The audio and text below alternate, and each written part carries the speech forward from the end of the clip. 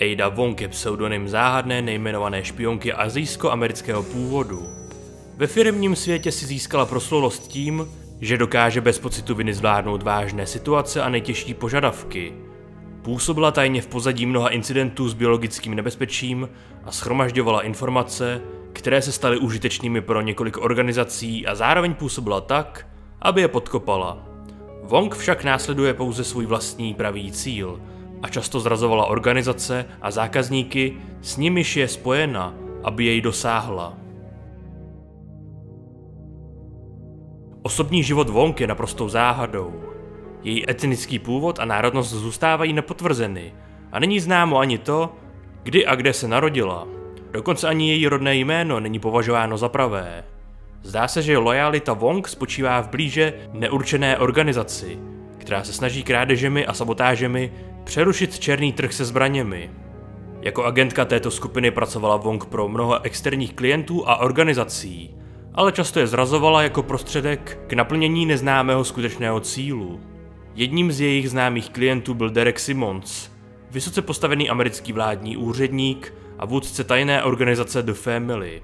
Simmons ji oceňoval jako vynikající špionku a vnucoval jí mnoho příkazů kvůli svým vlastním ideálům a ambicím. Choval k ní pokřivenou náklonnost a lásku a myslel si, že jsou dokonalým párem díky geniálním vlastnostem, které oba sdíleli. To se však nakonec ukázalo jako jeho zkáza. V 90. letech jí syndikát nařídil, aby pronikla do vznikajícího podsvětí bioorganických zbraní a prováděla průmyslovou špionáž zaměřenou na shromažďování informací o tomto novém typu zbraní. V roce 1998 se Wong zapletla s vývojářem biologických zbraní, který konkuroval společnosti Umbrella Corporation. Tato skupina, jinak známá jako organizace, často zpochybňovala její lojalitu kvůli tomu, že jim odmítala sdělit svou pravou identitu. V roce 1998 se Wong podařilo jménem organizace úspěšně infiltrovat Umbrella USA. Pravděpodobně byla přidělena do Chicaga, kde se zblížila s doktorem Johnem Clemensem, hlavním výzkumníkem v Arkley laboratoři. Díky tomuto spojení mohla Wong získat informace o výzkumu Umbrelly a je možné, i když nejisté, že laboratoř někdy navštívila. Sám Clemens o tomto narušení bezpečnosti nevěděl a byl plně oddán jejich vztahu, přičemž zašel tak daleko, že si v laboratoři zapsal uživatelské jméno a heslo jako John a Wong. Sám Clemens zemřel po vypuknutí epidemie T-viru kmene Epsilon, která skončila zničením zařízení. Koncem léta zahájila organizace novou operaci s cílem ukrást vzorek viru Golgota. Wong a další agent byli vysláni do města, aby tento virus získali, přičemž misi koordinoval doktor Albert Wesker, bývalý výzkumník Umbrelly. Další muž, novinář jménem Ben Bertolucci, byl označen jako člověk, který má potenciální informace o viru a laboratoři Nest, která ho zkonstruovala. Jeho vyšetřování ve městě vyvolalo hněv doktorky Annette Birkinové i policejního šéfa Briana Ironse a brzy byl zatčen a zadržen na policejní stanici v Raccoon City, uprostřed epidemie modifikovaného kmenu T-viru, který na konci září-septembra zničil infrastrukturu města. V úterý 29. září se Wong vydala na policejní stanici hledat Bertolucciho a zjistila, že budova padla za oběť zombíkům a jediný nenakažený přežil policejní nováček Leon S. Kennedy. Aby nedošlo na selhání mise, použila Wong pro svou misi krytí. V jedné verzi Wong tvrdila, že pouze hledá Clemense, zatímco v jiné tvrdila, že je agentkou FBI, která hledá důkazy o nelegálním projektu biologických zbraní společnosti Umbrella USA.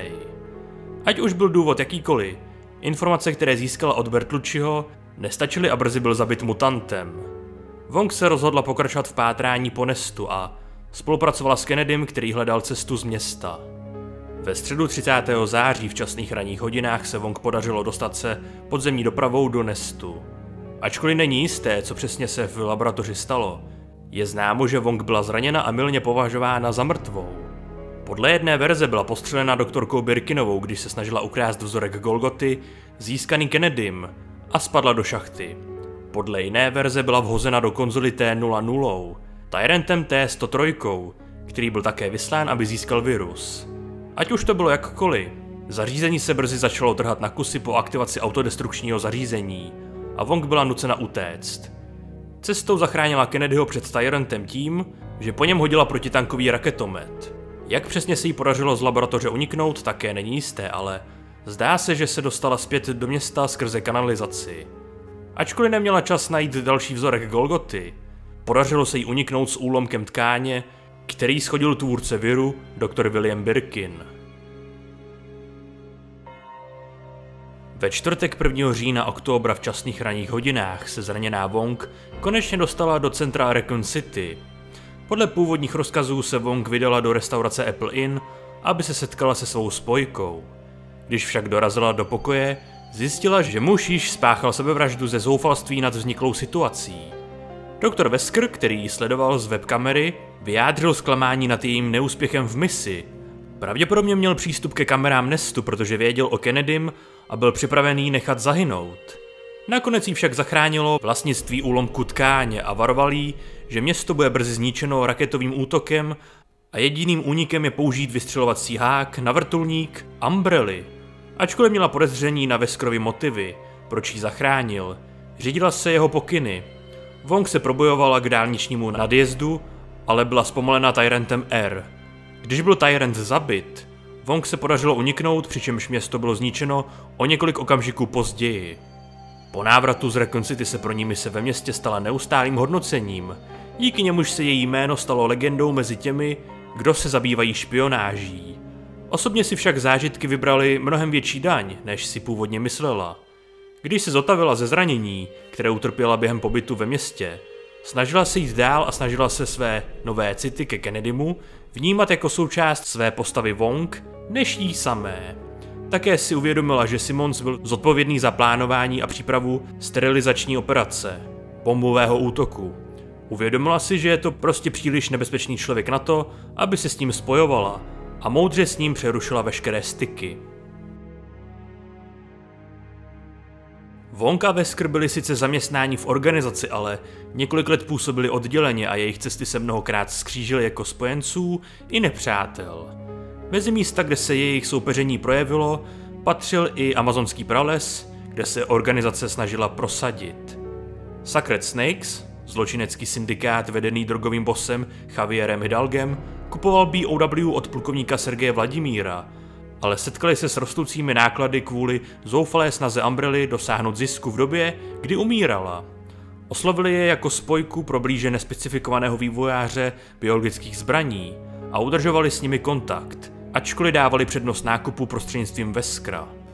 V srpnu Augusta Hidalgův pobočník Sergio konfrontoval Wong, která jim poskytla informace dokazující, že se Umbrella podílela na kreativním účetnictví a poté trvala na tom, aby jí na oplátku poskytli informace.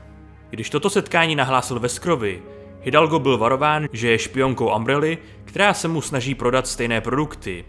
Sacred Snakes se jí vydali hledat, ale zmizela dříve, než tak mohli učinit. Operace byla nicméně pro organizaci úspěšná a stala se Hidalgovým hlavním dodavatelem.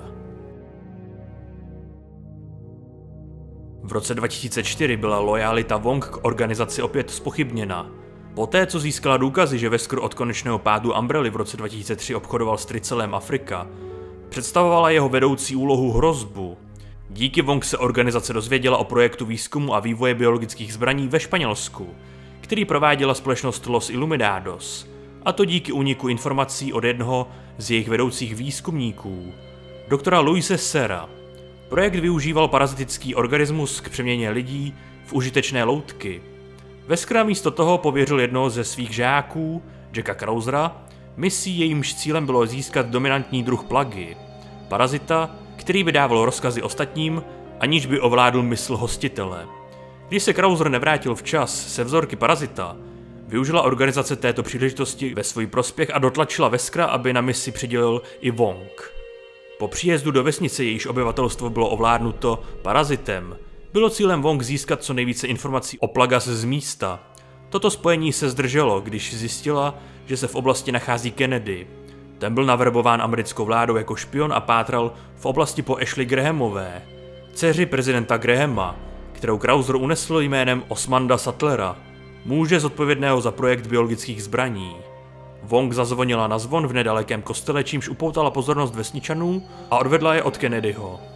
Nedlouho po jejím příjezdu Wong kontaktoval Wesker, který měl informace, že Serra byl zajat.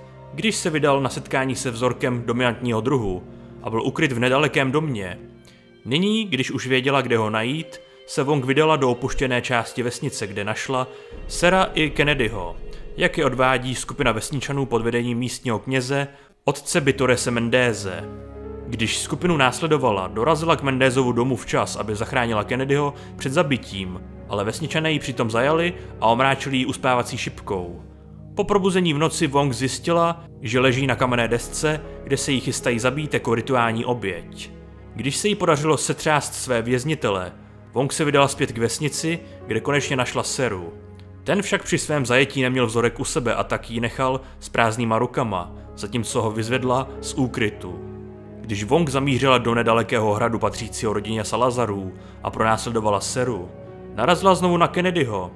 Když se mu konečně odhalila, setkala se s nepřátelskými otázkami ohledně svých vazeb na Veskra, na které nedokázala odpovědět.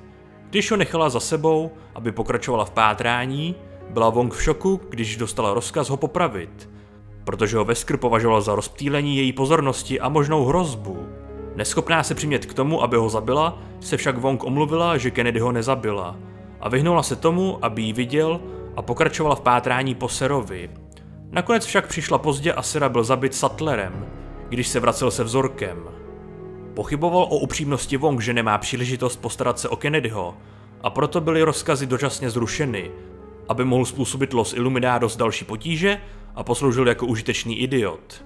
Wong se s Kennedym setkala v přístavu na motorovém člunu a odvezla ho přes jezero na ostrov, na kterém probíhal Sattlerův výzkum biologických zbraní a kam odebral vzorek.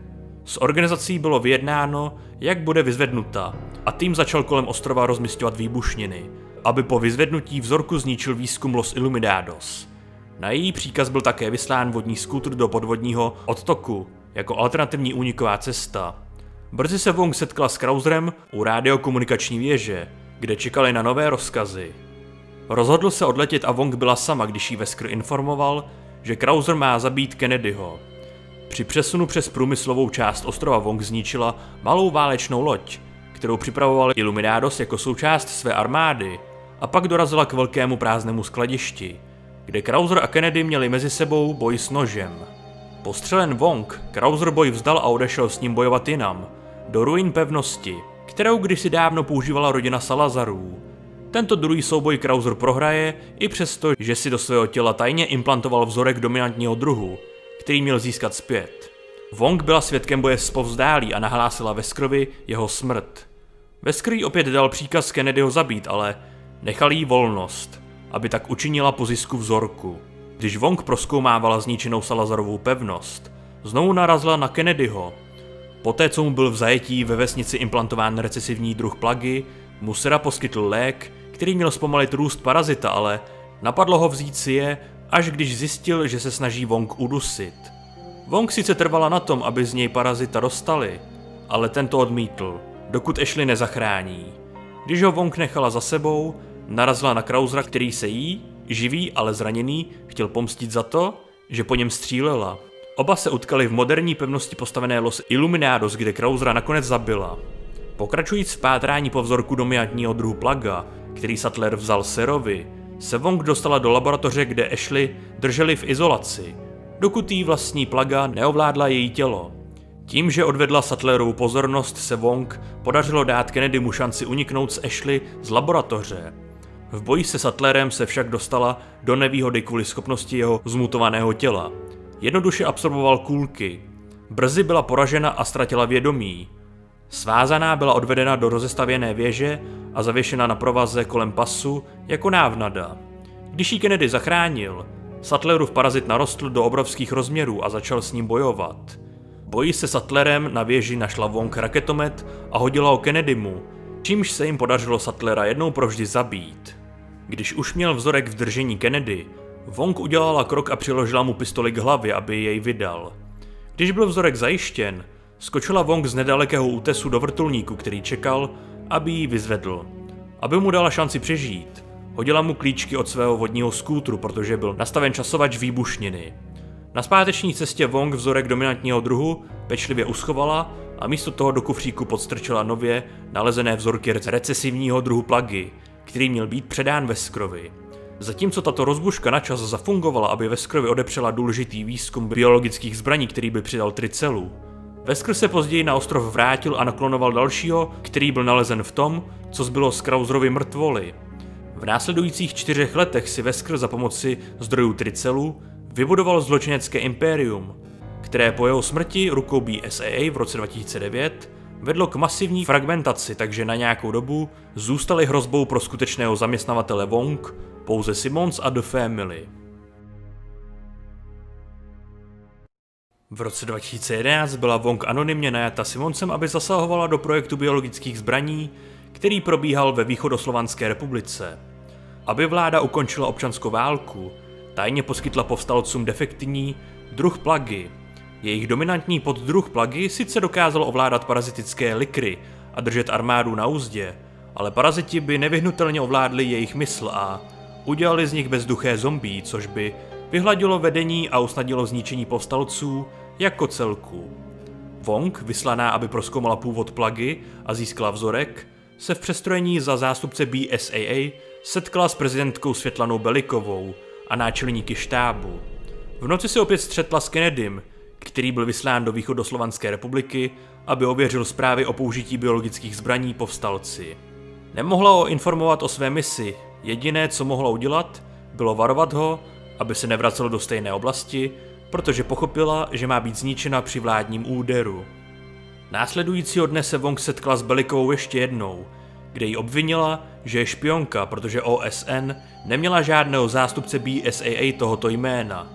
Protože Wong nebyla v hotelu, když se po ní předešlou noc scháněla, Beliková dospěla k závěru, že se jedná o ruskou agentku, která se setkala s kontaktem. Odmítla být vyslýchána. Beliková brzy provedla fyzický výslech poté, co Wong byla zajata, když se kancelář Belikové změnila v trezor, což jí znemožnilo útěk. Wong se probudila ve velkém zařízení pod prezidentským palácem a pomocí skrytého nože se odvázela a začala pátrat. Brzy objevila její laboratoř a potvrdila roli vlády v dodávkách BOW povstalcům. Kennedy a nový vůdce rebelů Alexander Kozatčenko se brzy dostali do laboratoře pomocí likrů, kteří útočili na palác. Wong se podařilo ukrást vzorky plagy a v tichosti utekla, zatímco likři roztrhali vojáky Belikové. Po útěku Wong byly světu odhaleny důkazy o financování bioterorismu ze strany Belikové, což legitimizovalo společnou invazi USA a Ruska do země. Schůzka Belikové s Wong však způsobila jiný problém, protože BSAA se dozvěděla o této špionce, která se vydávala za jednoho z nich. Sotva byl na ní vydán mezinárodní zatykač, vše se zastavilo, jako by nikdy neexistovala. Protože věděla, že jde o práci muže, který ji na misi najal, byla o to podezřívavější, když odmítl ukázat svou totožnost. Zanedlouho o ní měli záznamy pouze CIA a BSAA, v obou případech tajné. V červnu-júna 2013 dostala Wong za úkol setkat se s ponorkou a zjistit důležité informace. Na rozdíl od východoslovanské republiky se osoba, která si ji najala, jasně projevila jako Simmons. Ačkoliv zpočátku neměla zájem se s ním zaplést, zvědavost jí nedala a 27. června pronikla do ponorky, přičemž se dozvěděla, že její otisky jsou ve složce. Další vyšetřování ponorky odhalilo film, na němž bylo zachyceno, jak byla v prosinci-decembra 2012 objednána na operaci v Edonii. Jejímž cílem bylo dopadnout muže jménem Jack Miller, který byl považován za pravděpodobný zdroj protilátek proti viru C. Když ponorku postihla katastrofální nehoda a začala se potápět, Wong se dala na útěk v torpédometu. Když ji Simmons znovu kontaktoval, dozvěděla se o nadcházejících útocích v USA, Číně a poté ve velkých městech po celém světě, přičemž ze všech měla být obviněná ona a Neo Umbrella. V noci 29. června dorazila Wong ke katedrále Tal Oaks, budově, o níž je známo, že je průčelím podzemního sídla The Family. Jak bylo předpovězeno, Tal Oaks trpěl rychle se rostoucí virovou epidemií, čemuž ani ona sama nevěřila, že je toho schopen. Když se Wong dostala do jejich komplexu, narazila na Kennedyho a agentku tajné služby Helenu Harperovou, kteří se snažili přimět k rozumu mutantskou sestru Harper, Deboru. Wong viděla, že je to šance a tak raději vystřelila šíp ze své lukostřelby. Když Debora útok přežila, Všichni tři se společně postarali o její smrt, i když neradi. Jakmile zemřela, Wong je tu nechala a na naléhání Simonse se vydala do laboratoře.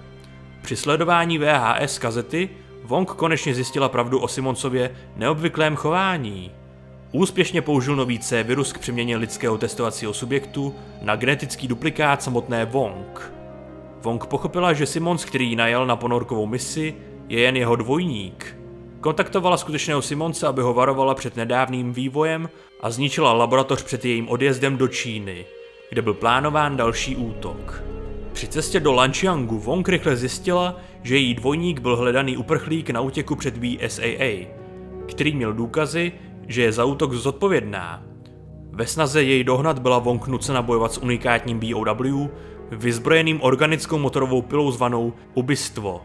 Po útěku na vlakové trati mutant ohrožoval Millera a Sherry Birkin, kteří sami unikli Neo Umbrelle. Wong jim nabídla pomoc a přestože Birkin poznala okamžitě z krátkého setkání v Recon City, nevěděla, že Miller je Veskrův syn. Rychle znovu obrátila svou pozornost ke svému dvojníkovi a zahlédla jí, jak odjíždí v luxusním autě, pronásledovaná BSAA. Po automobilové honičce na letadlové lodi ruského námořnictva unesené vojáky Neo Umbrely se Wong podařilo najít dokumenty, které konečně vysvětlují původ její dvojnice. Byla vytvořena ze Simonsovy posedlosti, když obětoval svého vlastního hlavního výzkumníka. Doktorku Karlu Redemsovou, přičemž trauma z takové zrady jí přivedlo k šílenství. Brzy poté byla Redemsová zastřelena členy Family z vrtulníku a spadla na palubu z horního patra. Wong spěchala k jejímu tělu, aby jí vzdala hold, ale zjistila, že je stále naživu, protože se po pádu nakazila zesíleným C-virem. Redemsová, která stále věřila, že je skutečnou Adou, se chlubila blížícím se úspěchem svého projektu Soudného dne. Mutace Redemsové způsobily katastrofální poškození letadlové lodi, která se začala potápět a Wong se jen tak dostala k vrtulníku. Při letu nad Lanxiangem si Wong všimla skutečného rozsahu projektu zkázy Redemsové. Zatímco ona bojovala s Redemsovou na lodi, na druhé letadlové lodi byla připravena raketa, která měla vypustit C-virus do čtvrti Tachi a během několika okamžiků po výbuchu proměnit stovky, možná tisíce lidí v zombie. Síly BSAA v oblasti byly sami vyhlazeny nebo zmutovány a vrtulníky Neo Umbrely mohly volně pokračovat v masakrech civilistů. Poté, co zachránili před zombíky Kennedyho a Harperovou, kteří se vydali do Číny zadržet Simonse, se všichni tři vydali každý svou cestou směřující do čtyřúhelníkové věže. Tam nalezli Simonse, který zmutoval v důsledku vystavení vylepšenému viru C. V domnění, že Wong je Redemsová, ji obvinil za svůj stav a zaútočil na ní. Když Simons uvázl na mrtvém bodě, Wong vyzvala Kennedyho a Harperovou, aby šli na střešní heliport. Když Wong vyšla ven, aby prohledala budovu a našla laboratoř Redemsové, všimla si Simonse, jak leze po zdi a snaží se Kennedyho a Harper chytit. Připojila se k boji. Wong si odnesla víc, než chtěla a byla omráčena, přičemž ji musel chránit Kennedy. Když Simons škodolibě srazil Kennedyho z římsy, Wong mu to oplatila a zachránila ho, přičemž Simonse schodila ho z budovy do ohně. Když už nebylo třeba řešit žádné další hrozby, Wong se podařilo vystupovat laboratoř Redemsové, zatímco Kennedy s Harper mohli pokračovat v cestě. Její vyšetřování odhalilo jasné známky probíhajícího dalšího experimentu, o němž se Redemsová domnívala, že je to dosud její největší výtvor. Wong už neměla zájem na tom, aby to pokračovalo, a místo toho jednoduše zničila krysalit střelbou ze samopalu, čímž zabila zmutované obyvatele. Poté se zaměřila na ostatní počítače v laboratoři a nakonec odešla na další misi. Tak, toto byl prozatím celý příběh a historie Ady Wong. Jinak díky moc za sledování, za podporu ať už v podobě lajku, dislajku, odběru se zvonkem, komentáře, sdílení či finanční podpory na Patreonu, YouTube členství nebo donateu. Vpravo nahoře budete mít kartu k playlistu zahrnující videa z celé této série. V popisku pod videem máte odkazy na mé sociální sítě, kam denně dávám info o dalších videích, streamech a dalších zajímavých věciček. Ještě jednou díky moc, že mě sledujete, uvidíme se u dalších teorií, lore nebo na nějakém livestreamu. A do té doby dělejte to, co vás baví, bez ohledu na to, co vám kdo říká. A teď už speciální poděkování patronům na Patreonu a také YouTube členům, kteří podporují chod a nezávislou produkci tohoto kanálu. Mějte se a někdy příště.